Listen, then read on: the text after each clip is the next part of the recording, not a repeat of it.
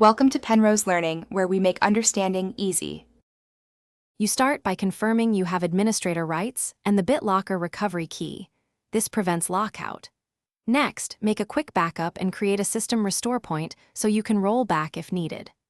Once done, navigate directly to Settings Update and Security Device Encryption, or open Control Panel and select Bitlocker Drive Encryption. This gets you to the controls to manage encryption.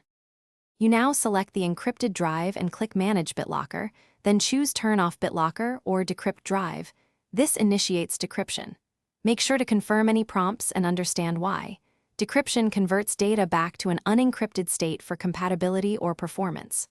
Also, ensure the device stays powered and connected, because decryption runs in the background. Interrupting it could corrupt data. Once decryption completes, verify status in the Bitlocker control panel or look for the lock icon removed in File Explorer. This confirms success. You should restart if prompted and then open several files to ensure they read correctly. This is why verification matters. If something goes wrong, remain calm. Use the recovery key to unlock the drive, and if necessary, boot to safe mode or run chkdsk to repair file system errors before attempting decryption again.